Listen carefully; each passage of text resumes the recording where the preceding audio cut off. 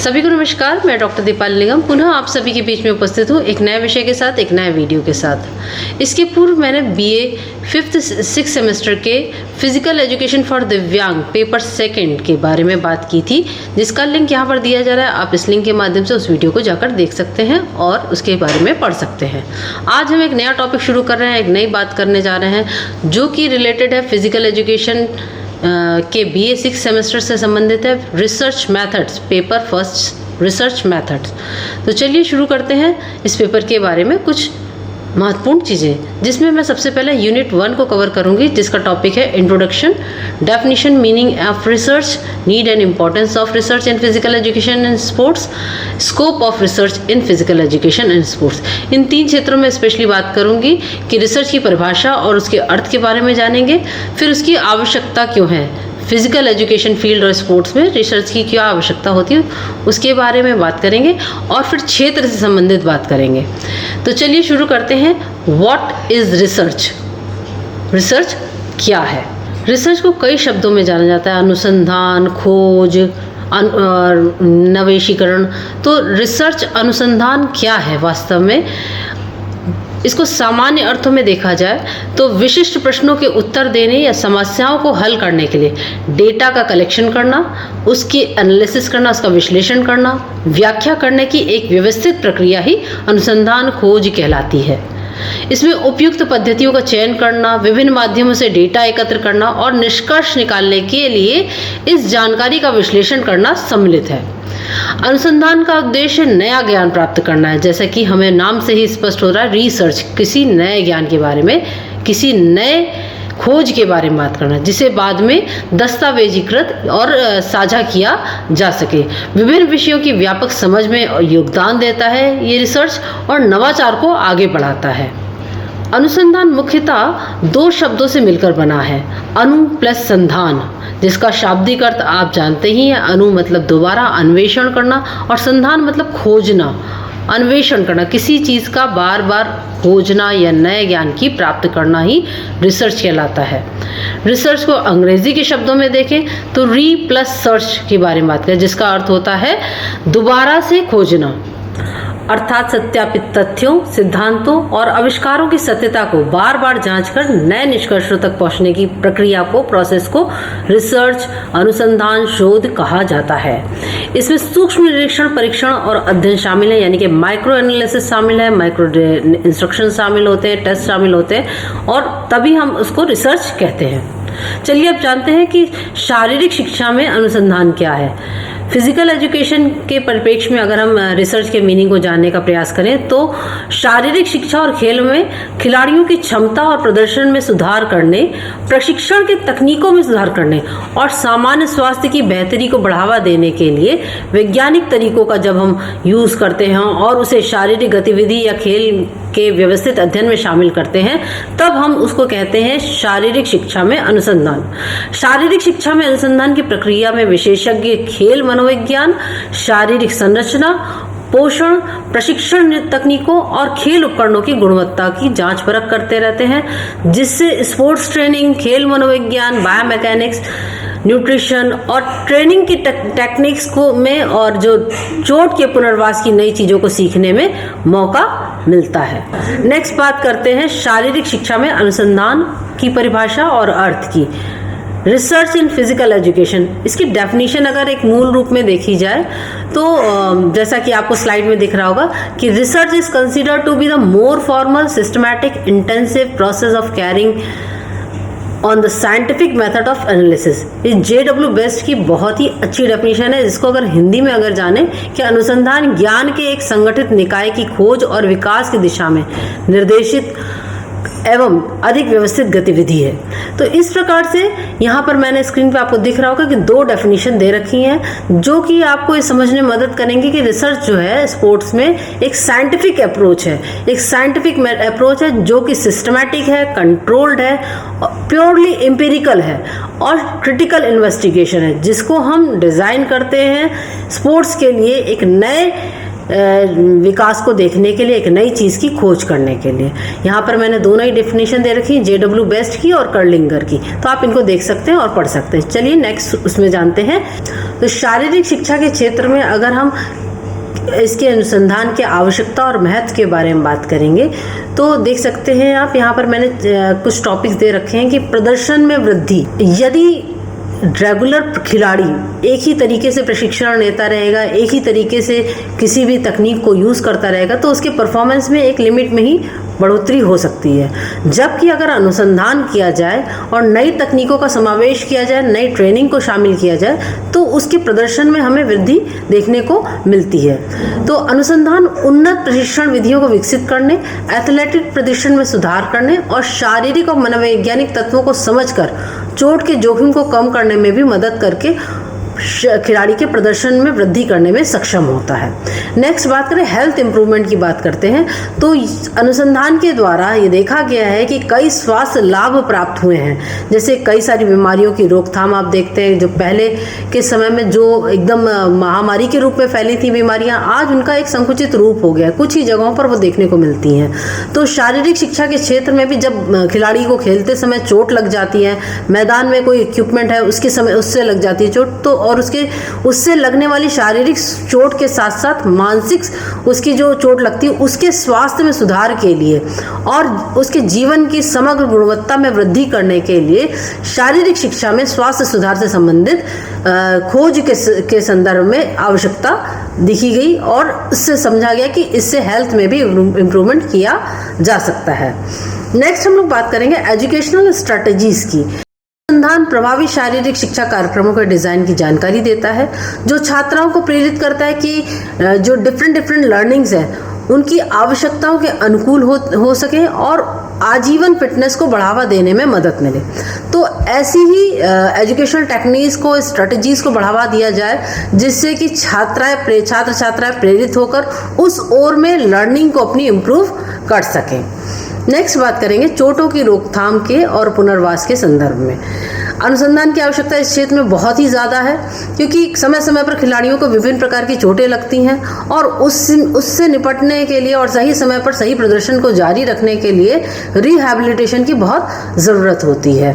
ऐसे में अध्ययन के द्वारा ये पाया गया कि इन रणनीतियों के माध्यम से इन पुनर्वास प्रक्रियाओं को शामिल करने से कई सारे बायोमैकेनिक्स और फिजियोलॉजिकल पॉइंट्स पे ध्यान केंद्रित किया जाता है, जिससे कि चोट की रोकथाम हो जाती है और उसमें पुनर्वास की प्रक्रिया को सुरक्षित और त्वरित देखा जा सकता है। तो इस तरीके से कई क्षेत्रों में अनुसंधान की शारीरिक शिक्षा के क्षेत्र में कई क्षेत्रों में आवश्यकता पड़ती है। नेक्स्ट है साइकोलॉजिकल इंसाइट के बारे में। अगर हम लोग बात करें कि मनोवैज्ञानिक अंतर्दृष्टि से संबंधित अगर बात करें तो कई ऐसे मोटिवेशनल एलिमेंट्स हैं जहां पर जाके बेहतर तरीके से उसमें सम्मिलित हुआ जाए और जिससे कि खिलाड़ी जो है उसके कॉग्निटिव अप्रोच को बढ़ाया जा सके और वो ज़्यादा से ज़्यादा कई सारे कामों में भाग ले सके और अपनी भागीदारी से, अपने योगदान से ये कर सके कि वो बेहतर कार्यात्मक क्षमता उसकी बढ़ सके।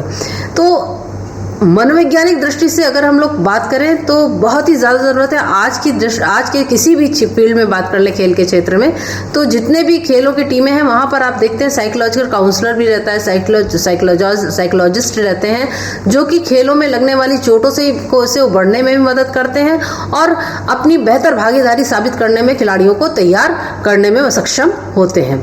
नेक्स्ट है पॉलिसी एंड कम्युनिटी इम्पैक्ट की। अगर हम लोग बात करें नीति और सामुदायिक प्रभाव की बात करें तो ऐसा एविडेंस बेस्ड जो अंतर्दृष्टि है वो प्राप्त होती है सिर्फ और सिर्फ रिसर्च के द्वारा, जो कि सार्वजनिक नीति और सामुदायिक कार्यक्रमों को प्रभावित करती है और खेल और शारीरिक शिक्षा के लिए उन्नत सुविधाओं और संसाधनों के लिए हमेशा एडमिनिस्ट्रेट करती है, जिससे कि कई सारी अच्छी नीतियां बनती हैं। समय समय पर नियमों में बदलाव आपको सिर्फ और सिर्फ रिसर्च के माध्यम से देखने को मिलता है। इसका आप सबसे ज्वलंत उदाहरण आप देख सकते हैं IPL की टीमें हुए हैं, जहां पर कई सारे रिसर्च बेस्ड टेक्निक्स के द्वारा नियमों में परिवर्तन लाए गए और नीतियों में भी बदलाव देखे गए हैं, जिससे कि पूरी की पूरी कम्युनिटी को उसका इफेक्ट देखने को मिलता है। तो खेलों में सदैव ये आवश्यकता हमेशा महसूस की जाती है कि समय समय पर खिलाड़ी के प्रदर्शन को प्रभावित करने के लिए, उसको उत्तरोत्तर प्रगति की तरफ ले जाने के लिए रिसर्च की बहुत ज़रूरत पड़ती है। नेक्स्ट हम बात करेंगे scope of research in physical education and sports.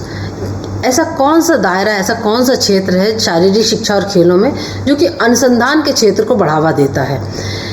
देखिए, किसी भी क्षेत्र में संभावनाएं अपार हैं। आज के समय में हम किसी भी क्षेत्र में ये नहीं कह सकते कि हम किसी से कम हैं, लेकिन अगर हम शारीरिक शिक्षा और खेलों की बात करें, पूरे विश्व में यही एक ऐसा क्षेत्र है जहाँ पर अपार संभावनाएं हैं। और खेलों में तो देखा जाता है कि एथलीट के प्रदर्शन, स्पोर्ट्स साइंस, कई सारे ऐसी जगह हैं जहाँ पर इसको पूर्ण रूप से देखा जा सकता है। तो रिसर्च के बेस पे बात की जाए तो एथलीट के प्रदर्शन और खेल विज्ञान में इसकी महत्वपूर्ण भूमिका है। प्रशिक्षण को बढ़ाने, चोटों को रोकने और समग्र एथलेटिक परिणाम में सुधार करने के लिए biomechanics, sports medicine, performance, adaptation और टेक्नोलॉजी के अध्ययन को संयोजित किया गया है, क्योंकि सिर्फ और सिर्फ एथलेटिक ही एक ऐसा जगह है जहाँ पर रिसर्च की बहुत ज़्यादा ज़रूरत है। Health and wellbeing, health and wellbeing के क्षेत्र में अगर हम लोग बात करें, स्वास्थ्य और खुशहाली के क्षेत्र में, तो आप देख सकते हैं कि आज कई ऐसे कार्यक्रम हैं, जैसे योग का इंटरनेशनल योग डे मनाते हैं हम, तो उसका मेन उद्देश्य है कि वो स्वास्थ्य और खुशहाली को बढ़ावा देता है।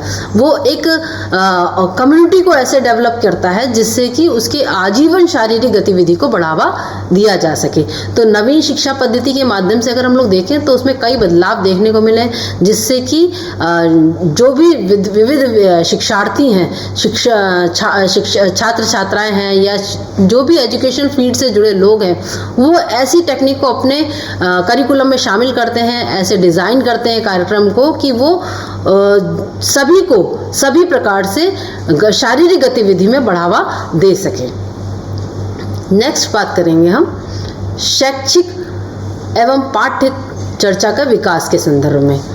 इसमें प्रभावी शारीरिक शिक्षा कार्यक्रम का डिज़ाइन करने के बाद अगर हम लोग देखें तो जब हम इस तरीके की प्रक्रियाओं को शामिल कर लेते हैं तो कई बदलाव देखने को मिलते हैं। जैसे लर्निंग एबिलिटी स्टूडेंट की वो चेंज हो जाती है। अगर हम नए नए पैटर्न को शामिल करते हैं अपने डे टू डे की लाइफ में, बच्चों को समझाने के लिए नई टेक्निक्स को शामिल करते हैं, फिजिकल एजुकेशन की फील्ड में अगर कोई नया बदलाव इंटरनेशनली हुआ है तो उसको बेसिक लेवल से कैसे शुरू किया जा सके, इसकी टेक्नोलॉजी को डेवलप सिर्फ और सिर्फ इसी के थ्रू किया जा सकता है।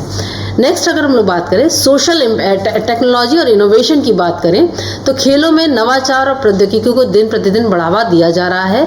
प्रशिक्षण को देखते हुए, प्रदर्शन विश्लेषण को देखते हुए और प्रशंसक जो कि ऑडियंस है, इसका जुड़ाव जो है वो वास्तविकता में बहुत ज़्यादा बढ़ गया है। जो हम पहन रहे हैं कपड़े, जो स्पोर्ट्स में इक्विपमेंट यूज़ हो रहे हैं, इन सब चीज़ों का सिर्फ और सिर्फ रिलेटेड है हमारे रिलेशन है हमारे टेक्नोलॉजी से। डे बाई डे टेक्नोलॉजी ऐसी होती जा रही है कि हमारे दैनिक जीवन को भी वो प्रभावित कर रही है। आज हम खेलों में नए बदलाव को सिर्फ और सिर्फ रिसर्च की वजह से देख पा रहे हैं। ये उन्नत प्रौद्योगिकी जो है, टेक्नोलॉजी है, इसके एकीकरण के पश्चात ही हम खेलों में नवाचार और प्रौद्योगिकी को बढ़ावा दे पा रहे हैं। नेक्स्ट है सामाजिक प्रभाव और समावेशन। रिसर्च के क्षेत्र में अगर देखा जाए, फिजिकल एजुकेशन के संदर्भ में अगर हम बात करें तो इसका स्कोप ज़्यादा है, क्योंकि जो भी हम खेल खेल रहे हैं उसका सोशल इम्पैक्ट ज़रूर पड़ता है। और बढ़ी हुई पहुंच को सिर्फ और सिर्फ हम अपने तक सीमित नहीं रखते, सामान्य जनमानस तक ही ले जाते हैं। और वहाँ पर सामान्य व्यक्ति भी होते हैं, दिव्यांग व्यक्ति भी होते हैं। और दिव्यांग व्यक्तियों में तो स्पेशली जो अनुकूलन कार्यक्रम होते हैं वो इस प्रकार से विकसित किए जाते हैं जिससे वो सामाजिक समावेश, सामुदायिक विकास और सांस्कृतिक पहचान को बढ़ावा देने में मददगार साबित हो। तो स्कोप ऑफ रिसर्च यहाँ पर इसकी भूमिका जो है वो बहुत ही इम्पोर्टेंट होती है। सोशल स्टेटस में अगर हम लोग और एक और बात करें कि जब हम ऑडियंस से रिलेटेड बात करते हैं तो ऑडियंस को एकदम नयापन मिले हर बार, तो इसके लिए बहुत सारे रिसर्च हो रहे हैं। जैसे VR और VR का आप देखते हैं आजकल बहुत ज़्यादा इम्पैक्ट हो रहा है। घर बैठे ही लोग नए जैसा ऐसा अनुभव करते हैं कि वो मैदान में रहकर अपने आप को देख रहे हैं, मैच वगैरह। तो ये सारी चीज़ें जो हैं वो हमारे रिसर्च से संबंधित हैं और सोशल इम्पैक्ट डालती हैं फिजिकल एजुकेशन के फील्ड में। तो नेक्स्ट बात करते हैं नीति और अर्थशास्त्र की। पॉलिसी मेकिंग में ज़रूर से देखा जाए तो जैसे जैसे मैंने बताया कि आए दिन खेलों में बदलाव आ रहे हैं और खेल के आर्थिक प्रभावों को अध्ययन भी किया जा रहा है कि कितनी अर्निंग हो रही है, कितना उसका यूज़ हो रहा है, ये मॉनेटरी बेनिफिट किसी देश को या किसी संस्था को कितना ज़्यादा हो रहा है और उससे रिलेटेड वो नीतियों के विकास में क्या सपोर्ट कर रहा है। तो ये सिर्फ और सिर्फ स्कोप है रिसर्च एंड के फील्ड में जो कि फिजिकल एजुकेशन एंड स्पोर्ट्स से रिलेटेड है। शारीरिक शिक्षा और खेल गतिविधियों में अधिक कम्युनिटी और नेशनल जो लेवल की जो भागीदारी है उसको बढ़ावा देने के लिए इस क्षेत्र का महत्वपूर्ण योगदान है। तो आगे इसमें मैंने यहाँ पर आपको कई सारे क्वेश्चन आंसर्स दे रखे हैं जिनके प्रयोग से जिनको घर में आप प्रैक्टिस करके अपने नोट्स बना सकते हैं और धीरे धीरे अपने आप को इस क्षेत्र में परिपक्व कर सकते हैं। देखिए, किसी भी चीज़ की शुरुआत ज़रूर कठिन हो सकती है। रिसर्च थोड़ा सा महत्वपूर्ण बदलाव लेकर आएगा क्योंकि नई शिक्षा नीति का जो पैटर्न है वो थोड़ा अलग है और 6 सेमेस्टर में जाते जाते अब आपको नया कार्यक्रम मिलेगा, नए पढ़ाई के कई सारे सामग्री मिलेगी और जो सिलेबस है वो भी थोड़ा सा टिपिकल होगा। तो डरने की कोई ज़रूरत नहीं है, आप इनकी तैयारियाँ धीरे धीरे से करते रहिए और अगर आप समय पे नोट्स बनाएंगे तो ज़रूर से आपको एग्ज़ाम में मददगार साबित होंगे। तो आज के वीडियो में बस इतना ही। नेक्स्ट वीडियो में मैं एक नए विषय के साथ इसके आगे के यूनिट को कवर करूँगी। तब तक के लिए नमस्कार। पढ़ते रहिए, खुश रहिए और स्वस्थ रहिए।